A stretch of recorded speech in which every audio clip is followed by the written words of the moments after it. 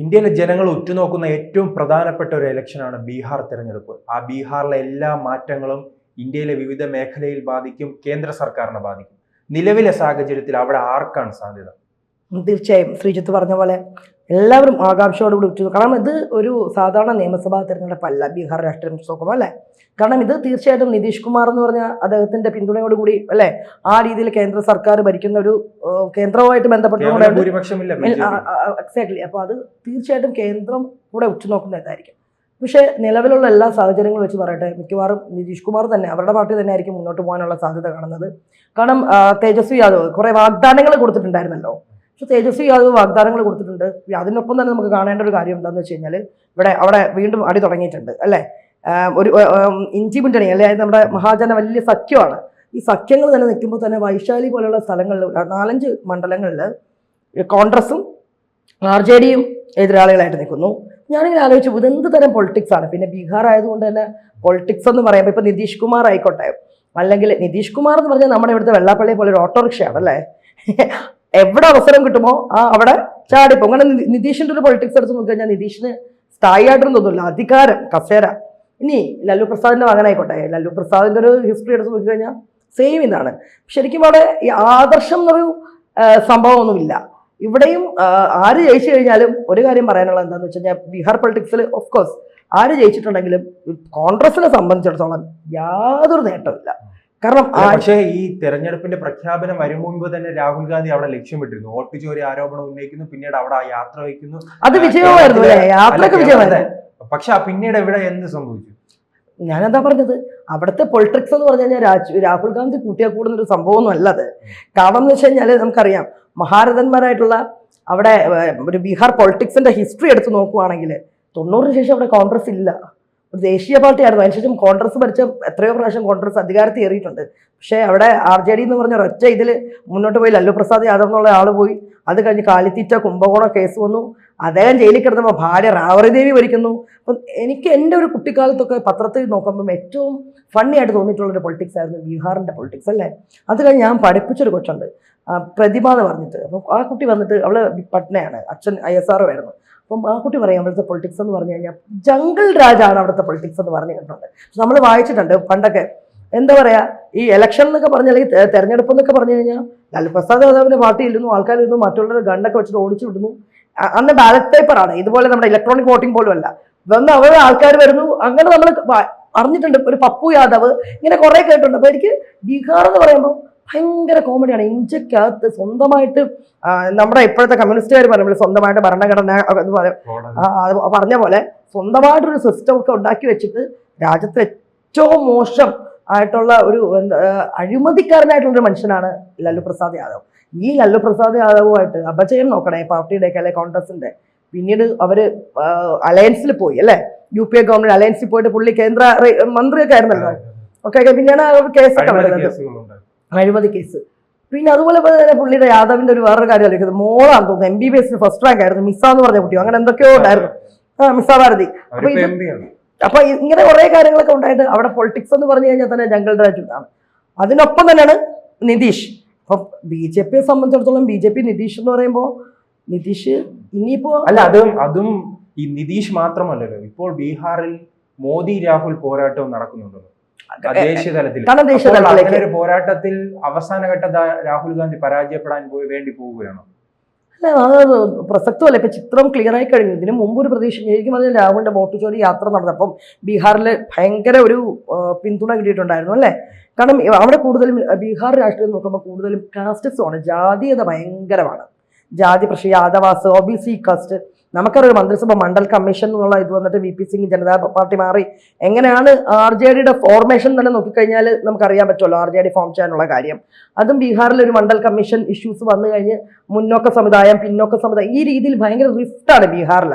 ബീഹാർ പൊളിറ്റിക്സിൽ എപ്പോഴും സമുദായം അല്ലെങ്കിൽ ജാതീയത ഭയങ്കര ഒരു ഫാക്ടറാണ്. അപ്പൊ അങ്ങനെ വന്നിട്ട് അതിൽ ഇപ്പൊ കനയ്യകുമാർ ഉണ്ടെന്ന് തോന്നുന്നല്ലേ കോൺഗ്രസ് ഉയർത്തി കാണിക്കുന്ന. കനയ്യകുമാർ എന്തുവാ അവിടെ JNUവിൽ ഒരു ഇഷ്യൂ ഉണ്ടാക്കിയിട്ട് CPMന്റെ വലിയ ഹീറോ ആയിരുന്നു കനയ്യകുമാർ. അവിടെ നിന്ന് ഇപ്പുറത്ത് ചാടി. ഇങ്ങനത്തെ കുറെ കാലുവാരി ആൾക്കാരൊക്കെയാണ് ഇവർ ഐക്കൺസ് ആയിട്ട് പ്രസന്റ് ചെയ്തേക്കണം എന്നുള്ളതാണ് മറ്റൊരു കോൺഗ്രസിന്റെ കഷ്ടം. ദയനീയത അല്ല. ഇതിപ്പം BJP ആണെങ്കിൽ തന്ത്രങ്ങൾ മെയ്യുന്നതിൽ പാളിച്ച പറ്റിയിട്ടുണ്ട്. അതോടൊപ്പം തന്നെ മറ്റൊരു കാര്യമുണ്ട്, ഇദ്ദേഹം ഈ യാത്ര നടത്തിയതിനു ശേഷം നേരെ സിംഗപ്പൂരിലേക്ക് അമേരിക്കയിലേക്കാണ്. ഒരു പാർട്ട് ടൈം ജോലിക്കാരനെ പോലെയാണ് ഇദ്ദേഹത്തിന്റെ പ്രശ്നം എന്താന്ന് വെച്ച് കഴിഞ്ഞാൽ ഒരു വിവാദം ഉണ്ടാക്കും, എന്തെങ്കിലും വിവാദം ഉണ്ടാക്കി അതിനെക്കുറിച്ച് കുറേ പുകം ഇങ്ങനെ ഭയങ്കരമായിട്ട് ഉണ്ടാക്കിയിട്ട് കുറച്ചൊക്കെ ഒന്ന് ജയിച്ച് ആൾക്കാർ ചിന്തിച്ചു തുടങ്ങും. ശരിയാണ്, പുള്ളി പറഞ്ഞതിലൊക്കെ എവിടേക്കോ ഫാക്ട്സ് ഉണ്ട്. ഈ വോട്ട് ചോരിയുടെ ഒക്കെ വന്ന് കുറെ ഫാക്ട്സ് കാണിച്ചാൽ ശരിയാണ്, എന്തൊക്കെയോ ശരിയായി വരുന്നുണ്ടല്ലോ, ഇങ്ങനെയൊക്കെ ആയിരിക്കുമോ എന്ന് പറഞ്ഞിട്ടൊരു ജാഥയൊക്കെ നടത്തി ബീഹാർ വെച്ച സംഭവം ഇവിടെ മാധ്യമങ്ങളും എല്ലാവരും ഇതാക്കി. പക്ഷെ ഞാൻ നോക്കിയപ്പോൾ നോർത്ത് ഇന്ത്യൻസിനൊന്നും വലിയതായിട്ട് ഇതൊന്നുമില്ല. കാരണം ഇവരിങ്ങനെ നമ്മൾ പറയുമല്ലോ ഒരു ഫണ്ണി ഇതേപോലെ കണ്ടുവച്ചേക്കാണ്. അത് കഴിഞ്ഞ് പിന്നെ ആളെ കാണാനില്ല, ചിത്രമില്ല. പിന്നെ നമ്മൾ കാണുന്നത് പുറത്താണ്. നോർത്ത് ഇന്ത്യയിൽ അങ്ങനെ ഒരു തോന്നലുണ്ട് ഇദ്ദേഹം ഫണ്ണിയായി. അത് നോർത്ത് ഇന്ത്യൻസിന്റെ പൊതുവേ ഇപ്പം നമുക്ക് കുറെ നോർത്ത് ഇന്ത്യൻ ഫ്രണ്ട്സ് ഉണ്ട്. നോർത്ത് ഇന്ത്യൻ ഫ്രണ്ട്സിൽ പറയുന്നത് വെച്ച് കഴിഞ്ഞാൽ പുള്ളി എന്ന് പറയുമ്പോൾ ഇങ്ങനെ ഇത് തന്നെയാണ് പുള്ളിയുടെ എത്രയോ നാളായി ഭാവി പ്രധാനമന്ത്രി എന്ന് പറഞ്ഞൊരു പോസ്റ്റ് തന്നെ വെച്ചുകൊണ്ടിരുന്നിട്ട് വർഷങ്ങളായി അല്ലേ. പക്ഷെ ശരിക്കും എനിക്കൊക്കെ എന്തോ ഒരു പ്രതീക്ഷയായിരുന്നു പുള്ളിക്കാരൻ ആദ്യത്തെ ഒരു സമയത്ത്. ഇപ്പം സത്യം പറയാലോ, പ്രതീക്ഷയില്ല. ഞാനത് എപ്പോഴും പറയും, രാഹുൽ ഗാന്ധി എന്ന് പറഞ്ഞാൽ നല്ലൊരു മനുഷ്യനാണ്. മനുഷ്യനായിട്ടുള്ള രാഷ്ട്രീയത്തിൽ മനുഷ്യത്വമോ അല്ലെങ്കിൽ നല്ല ഒരു ഹ്യൂമൻ ബീങ് അങ്ങനൊന്നും അല്ല വേണ്ടത്, രാഷ്ട്രതന്ത്രമാണ്. അത് ഒട്ടുമില്ല. തന്ത്രങ്ങളും കുതന്ത്രം മീൻസ് കാണിച്ചു ആരൊക്കെയോ ഒരു ചരട് വലിച്ച് പാവത്തിനെ കൊണ്ടുവന്ന് ഫ്രണ്ടിൽ നിർത്തി എന്തൊക്കെയോ കുറെ കാണിച്ചു കൊടുക്കും. കാരണം ഇയാൾ ഒരു മുഴുവൻ സമയം രാഷ്ട്രീയക്കാരൻ നല്ലൊരു, അയാളെ കൊണ്ട് ചേരാത്ത ഒരു പാകമില്ലാത്ത കുപ്പായമാണ് രാഷ്ട്രീയ കുപ്പായം.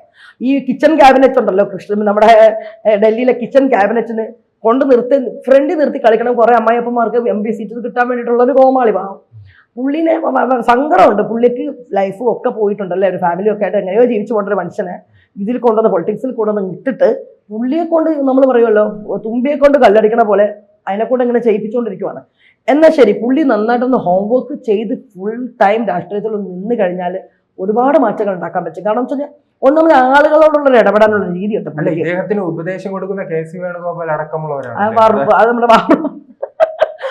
അത് പറയുമ്പോൾ KCയുടെ ടാക്ടിക്സ്, പുള്ളിനെ നാഷണൽ ലെവൽ അല്ലേ, പുള്ളി ഭയങ്കര നാഷണൽ നമ്മുടെ ദേശീയ ഇതുണ്ടല്ലോ, ദേശീയ നേതൃത്വത്തിൽ ഭയങ്കര പേരാണ് KCക്ക്. കാരണം ഈ കിച്ചൺ ക്യാബിനറ്റിന്റെ ഒരു മെയിൻ ആയിട്ടുള്ള ആളാണെന്ന് പറയും. പക്ഷെ ഈ ഉപദേശം അത് പറഞ്ഞിട്ട് കാര്യമില്ല. കാരണം ഇവർ KC വേണുഗോപാലും ഇങ്ങനെ വാറും ടാക്ടിക്സ് എന്നൊക്കെ പറയുമ്പോൾ തന്നെ രാഹുൽ ഗാന്ധി ശരിക്കും ഏറ്റുമുട്ടി നിൽക്കുന്ന ഓപ്പോസിറ്റ് ആളെന്ന് പറയുമ്പം നരേന്ദ്രമോദിയാണ്. ഇനി എത്രയൊക്കെ നമ്മൾ നരേന്ദ്രമോദി എന്നുള്ള ആളുടെ ഒരു തീർച്ചയായും പുള്ളിയോളം കളിച്ച് നിൽക്കാനുള്ള ഒപ്പണം നല്ല രാഹുൽ ഗാന്ധി. ഒരിക്കലും നരേന്ദ്രമോദി എന്ന് പറഞ്ഞ മനുഷ്യന്റെ മുന്നിൽ നിൽക്കാൻ ഓപ്പോസിറ്റ് നിൽക്കാനുള്ള അത് തന്നെയാണ്. അതോടൊപ്പം പറഞ്ഞു വരുന്ന നിലവിലൊരു രാഷ്ട്രീയ സാഹചര്യമാണ് അദ്ദേഹത്തിന്റെ പരാജയത്തിന് കാരണമല്ലേ. തീർച്ചയായിട്ടും ഒരു നല്ലൊരു ഒപ്പണൻസ്, കാരണം ആശയം ഒരുപാടുണ്ട് ആൾക്ക് പറഞ്ഞു വരുന്നത്. ഞാൻ പറഞ്ഞ ആള് രാഹുൽ ഗാന്ധി ഓരോ കാര്യങ്ങൾ ഉയർത്തി വിടുമ്പോൾ ശരിക്കും അതിന്റെ പ്രകമ്പനം ശരിക്കും നോർത്തിൽ വലുതായിട്ടൊന്നും സൃഷ്ടിക്കപ്പെടുന്നില്ല. പക്ഷെ സൗത്തിലൊക്കെ നന്നായിട്ട് ആ രീതിയിൽ വോട്ട് ചോദ്യമൊക്കെ ഒരു സമയത്ത് നമുക്ക് തോന്നി കേട്ടോ. കർണാടക പിന്നെ നോക്കി കഴിഞ്ഞപ്പോൾ പിന്നെ വെച്ചാൽ കർണാടകയുടെ പുള്ളിയാണ് എടുത്തേക്കണേ. കർണാടക ഭരിച്ചതും അവിടെയും എടുത്ത് കാണിച്ചു അല്ലേ. പക്ഷെ അപ്പൊ അവിടെ ഭരിച്ചുകൊണ്ടിരിക്കണത് ഇങ്ങനെ ഒരു പ്രശ്നം വരും. പുള്ളി എന്ത് ഉയർത്തി കാണിച്ചു. നമ്മളിപ്പോ എനിക്ക് ഏറ്റവും വലിയ ഇതെന്ന് വെച്ച് കഴിഞ്ഞാല് നമ്മുടെ എന്താ പറയാ, ഇപ്പൊ ഈ PM ശ്രീയുടെ ലിസ്റ്റ് തന്നെ വന്ന് നോക്കുമ്പോൾ നമ്മള് പറയില്ല PM ശ്രീ എന്ന് പറഞ്ഞൊരു സംഭവം വരുന്നുണ്ട്. ആക്ച്വലി അത് ഈ എഡ്യൂക്കേഷൻ എന്ന് പറഞ്ഞൊരു സംഭവം കൺകറന്റ് ലിസ്റ്റിലേക്ക് മാറ്റി തന്നെ ഇന്ദിരാഗാന്ധിയാണ്. അപ്പൊ ഈ നോക്കി വന്നു കഴിയുമ്പോൾ ഇതിന്റെയൊക്കെ ബാക്കിൽ നോക്കുമ്പോൾ പണ്ട് കോൺഗ്രസ് ചെയ്തു വെച്ചിട്ടുള്ള കാര്യങ്ങൾ തന്നെയാണ്, അതിലെ വിഡിത്തങ്ങളാണ് പുള്ളി. പക്ഷെ ഇപ്പൊ മോദി ഇങ്ങനെ ചെയ്യുന്നു എന്ന് പറയുമ്പോൾ അതിന്റെ ബേസ് എടുത്ത് വെച്ച് നോക്കിക്കഴിയുമ്പോൾ നമുക്ക് എനിക്ക് ഇപ്പോഴും തോന്നിയിട്ടുണ്ട് ഗോവധ നിയമം ആരാ കൊണ്ടുവന്നത്? ഗോവധം. അതിപ്പോ നമ്മളിപ്പോ പറയുന്നുണ്ട് പശുക്കളെ ഭയങ്കര ഇതാണ്, അല്ലെങ്കിൽ ബീഫ് കയ്യിൽ വെച്ച് കഴിഞ്ഞാൽ. പക്ഷെ നോർത്ത് ഇന്ത്യയുടെ ഒരു കൾച്ചർ വെച്ചിട്ട് കോൺഗ്രസിലെ ഒരാൾക്ക് പോലും ധൈര്യം ഉണ്ടാവില്ല ബീഫ്. അപ്പൊ അങ്ങനെ ഒരു സംഭവം ഉണ്ട്. പക്ഷെ പുള്ളി ഉയർത്തിക്കൊണ്ടുള്ള വിവാദം എല്ലാം നമ്മൾ പറയില്ലേ ജസ്റ്റ് ഒരു അപ്പുക്കുട്ടൻ ഇമ്പാക്ട് പോലെ ആയിപ്പോ അല്ലെ. അതാണ് ഒരു പ്രശ്നം. അപ്പൊ ഇതിപ്പോ ബീഹാറിലും അത് തന്നെയാണ് സംഭവിക്കാൻ പോണത്. കാരണം ഇപ്പൊ തന്നെ അടിയായിട്ടുണ്ട്. അവർ സഖ്യത്തിൽ നിൽക്കുവാണ്. പക്ഷെ ചില സീറ്റുകളിൽ കോൺഗ്രസ് ആണ് RJD എതിരാളി. RJD എന്ന് പറഞ്ഞു കഴിഞ്ഞാൽ അല്ലെങ്കിൽ ലാലു പ്രസാദ് യാദവിന്റെ ഒരു പൊളിറ്റിക്സ് എന്നൊക്കെ പറഞ്ഞു കഴിഞ്ഞാൽ ബീഹാറിലെ ഏറ്റവും മോശം പൊളിറ്റിക്സ് ആണ്. അവിടെ ഒന്നും ജനാധിപത്യത്തിന് ഒരു പ്രസക്തിയും ഇല്ല. ശരിക്കും പറഞ്ഞാൽ ഭരണം വന്നു കഴിഞ്ഞാൽ ആരാണോ ഇന്നും ആ കാസ്റ്റിസം അത് ഇതൊക്കെ ആലോചിച്ച് നോക്കുമ്പോൾ നമുക്ക് മനസ്സിലാക്കേണ്ടത് 60 വർഷം ഭരിച്ച പാർട്ടിയാണല്ലോ ഇന്റർനാഷണൽ കോൺഗ്രസ്. അവർക്കൊക്കെ എന്തൊക്കെ മാറ്റങ്ങൾ വരുത്താമായിരുന്നു പല രീതിയിലും. പക്ഷെ ഒന്നുമില്ല. ഈ കോൺഗ്രസ് അല്ലെങ്കിൽ തന്നെ അവർ ഭരിച്ച കേന്ദ്രത്തിലൊക്കെ അയക്കുമ്പോൾ പോലും സംസ്ഥാനത്തിന്റെ ഒരു പദവിയിൽ അങ്ങേയറ്റം കുത്തഴിഞ്ഞ ഭരണം നടത്തിക്കുമെന്ന് പറഞ്ഞെങ്കിൽ വിട്ടുകൊടുത്തേക്കുമായിരുന്നു ഒരു സംസ്ഥാനത്തെ.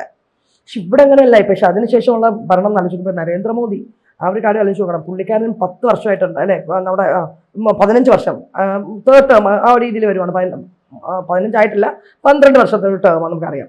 പക്ഷെ നരേന്ദ്രമോദി വന്ന ശേഷം ഉള്ള മാറ്റം നമ്മൾ നോക്കിക്കഴിഞ്ഞ് കഴിഞ്ഞാൽ ഒരു സംസ്ഥാനത്തിനെയും സ്വന്തമായിട്ട് കാര്യങ്ങൾ എടുക്കാൻ, ഇപ്പോൾ തമിഴ്നാടിൻ്റെ തന്നെ ഇഷ്യൂ വന്നിട്ടുണ്ട് ഹിന്ദി അവിടുത്തെ, പക്ഷെ അങ്ങനെ ഫുള്ളി അങ്ങ് റൈറ്റായിട്ട് കൊടുക്കത്തില്ല. അവിടെ കൃത്യമായിട്ട് ഇടപെടലുകൾ ഉണ്ടാവും. തമിഴ്നാട്ടിൽ നടക്കുന്ന പല കാര്യങ്ങൾക്കും പക്ഷെ കേന്ദ്രത്തിൻ്റെ ഏജൻസീസ് തൊട്ട് എല്ലാവരും വരും അല്ലേ. പക്ഷെ ഇത് നമ്മുടെ ബീഹാർ പോലെയൊക്കെ ഉള്ളൊരു സംസ്ഥാനത്തിനെ കുത്തഴിഞ്ഞൊരു വ്യവസ്ഥയിലേക്ക് തള്ളിക്കൊടുത്തു. അവിടെ ഒന്നും ജനങ്ങൾക്ക്, അതായത് കോമൺ പീപ്പിളിന് റൈറ്റ് ഇല്ല. ഇന്ന് ഇപ്പോൾ തേജസ്വി യാദവ് 10,000 രൂപയുടെ ഇത് കൊടുക്കുന്നു എന്ന് പറഞ്ഞാൽ എത്ര പേർക്ക് കിട്ടുന്നതാണ്? അപ്പം അധികാരത്തിൽ കയറി കഴിഞ്ഞ് കഴിഞ്ഞാൽ സാധാ ജനങ്ങൾക്ക് അവിടെ പുല്ല് വിലയാണ് എന്നും. അപ്പോൾ എനിക്ക് തോന്നുന്നത് ഇനിയിപ്പോൾ ഈ പൊളിറ്റിക്സ്, ഈ രാഷ്ട്രീയം എങ്ങനെ ആവും നമുക്ക് പറയാൻ പറ്റില്ല. പക്ഷേ കോൺഗ്രസിന് അതുകൊണ്ടൊരു നേട്ടം ഉണ്ടാവില്ല.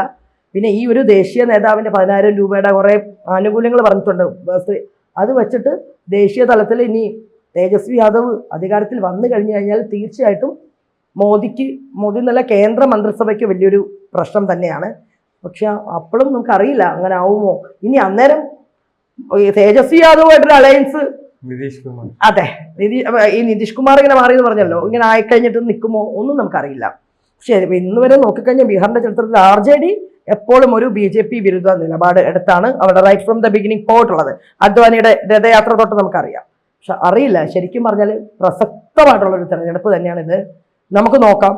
എന്നപ്പോഴും തോന്നുന്നത് ജനങ്ങൾക്ക് ഒരുപാട് ബീഹാരികളുടെ ഒരു ഇതൊക്കെ വെച്ച് നോക്കുമ്പം ജാതീയത എന്നുള്ളൊരു ഫാക്ടർ ഉള്ളത് കൊണ്ടും അങ്ങനെയൊക്കെ ഉള്ളതുകൊണ്ട് യാദവ് കമ്മ്യൂണിറ്റിക്കൊക്കെ ഭയങ്കര ഇമ്പോർട്ടൻസ് ഉള്ളതുകൊണ്ട് ചിലപ്പോൾ ഒരു രീതിയിൽ ഇവർ വന്നോട്ടെ എന്ന് വിചാരിക്കും. നിതീഷ് കുമാർ എന്നുള്ള രാഷ്ട്രീയ നേതാവ്, പുള്ളിക്കും വയസ്സായല്ലോ അല്ലേ, കുറേ എന്നുള്ള ഒരു ഇതിലൊക്കെ ഇരിക്കുന്നുണ്ട്. എന്തൊക്കെയോ ഒരു രീതിയിലാണ്, അധികാര കൊതി തന്നെയാണ് കേട്ടോ അവിടുത്തെ പ്രശ്നം. പക്ഷെ നിതീഷ് കുമാറിൻ്റെ അവർ JDU അതിനെന്തെങ്കിലും ഇത് പ്രശ്നം തോൽവി വരുവാണെങ്കിൽ അതിന്റെ ഇമ്പാക്ട് ഉണ്ടാവും. തീർച്ചയായിട്ടും. പിന്നെ BJP ആയതുകൊണ്ടും അമിത്ഷാ ആയതുകൊണ്ടും രാഷ്ട്രീയ ചാണക്യനാണ്. എന്ത് രീതിയിലുള്ള സമവാക്യങ്ങളും അവിടെ എഴുതപ്പെടാം അല്ലേ. അതുകൊണ്ട് നമുക്ക് അറിയാൻ പറ്റില്ല. But wait and see. പക്ഷെ എനിക്ക് പറയാനുള്ള കാര്യം, ഇതുകൊണ്ട് കോൺഗ്രസിന് വലിയ നേട്ടമൊന്നും ഉണ്ടാവുമെന്ന് എനിക്ക് തോന്നില്ല. ബീഹാറിൽ ഉണ്ടായിരുന്നു, ആ ഒരു സമയം കഴിഞ്ഞു. കാരണം ഇപ്പോൾ അധികാരം ഇലക്ഷൻ സമയം തെരഞ്ഞെടുപ്പ് എടുത്തു കഴിഞ്ഞപ്പോൾ കോൺഗ്രസും ഇവർ മഹാജന സഖ്യം എന്ന് പറഞ്ഞ് നിന്നിട്ട് പോലും സഖ്യത്തിന്റെ അകത്ത് ഒരു യൂണിറ്റിയും ഇല്ല. ഡെപ്യൂട്ടി പ്രൈം മിനിസ്റ്റർ എന്തൊക്കെ ഇഷ്യൂസ് ഇപ്പോൾ വരുന്നുണ്ടല്ലോ അല്ലേ. തേജസ്വി യാദവിന്റെ മറ്റേ പാർട്ടിയുടെ ഒരാളെ മുഖ്യമന്ത്രി ആക്കണം, ആ രീതിയിൽ ഉപമുഖ്യമന്ത്രി എന്നുള്ള ഇത്. അപ്പം ഈ രീതിയിലുള്ള പൊളിറ്റിക്സ് കുഴഞ്ഞു മറിഞ്ഞ് അവിയൽ വഴിവായിട്ട് കിടക്കുവാണ്. അപ്പോൾ നമുക്കറിയില്ല. പക്ഷെ എന്നാലും ഒരു കാര്യം പറയാം, 1990 ശേഷം 35 വർഷമാവുന്നുണ്ട് ഇന്ത്യൻ നാഷണൽ കോൺഗ്രസ് എന്നുള്ളൊരു പാർട്ടിക്ക് ബീഹാറിൽ ഒന്നുമില്ലായ്മയായിട്ട് മാറി എന്നുള്ളത് വലിയൊരു സത്യമാണ്. അത് നമ്മൾ അംഗീകരിച്ചേ പറ്റൂ. ശരിക്കും കോൺഗ്രസിന്റെ ദേശീയ നേതൃത്വം ചിന്തിക്കണം, എന്തുകൊണ്ട് ഇത്രയും വലിയൊരു രാഷ്ട്രീയ പാർട്ടി ഇങ്ങനെ താഴേക്ക് പോയിക്കൊണ്ടിരിക്കണം. ഈ സഖ്യങ്ങൾ തന്നെയായിരിക്കും ഈ ഇന്ത്യ സഖ്യം. ഈ ഇന്ത്യ സഖ്യം എന്ന് പറയുന്നത് തന്നെ എനിക്ക് കോമഡിയാണ്. കേരളത്തിലെ ഉമ്മാർ കാണിച്ചു കൂട്ടിയിട്ട് അങ്ങോട്ടും ഇങ്ങോട്ടും തല്ലുന്നത്, കല്ല് വരെ എറിഞ്ഞു ഷാഫിനെ മൂക്കിന്റെ പാലം വരെ തകർത്തിട്ട്, പക്ഷെ വാളയാറ് വിട്ട് കഴിഞ്ഞാൽ ഞങ്ങളൊക്കെ ഒന്നാണെന്ന് പറയുന്ന ഒരു പൊളിറ്റിക്സ്. അതെനിക്ക് തോന്നുന്നില്ല. ഈ ഒരു പൊളിറ്റിക്സ് ഒക്കെയാണ് സത്യം പറഞ്ഞാൽ ഇപ്പോഴത്തെ യങ്സ്റ്റേഴ്സ് ആയിട്ടുള്ള പിള്ളേർക്കൊക്കെ അപ്പച്ചേർന്നല്ല. പൊളിറ്റിക്സ് എന്ന് പറയുമ്പം മാറി ചിന്തിക്കാൻ തോന്നുന്ന, തമാശയെ തോന്നുന്ന ഈ ഒരു അലയൻസ് കാണുമ്പോൾ തന്നെയാണ്. കൂടുതൽ വാർത്തകളും വിശേഷങ്ങളും നിങ്ങളിലേക്ക് എത്താൻ ABC മലയാളം സബ്സ്ക്രൈബ് ചെയ്യുക, ബെൽ ബട്ടണും അമർത്തുക.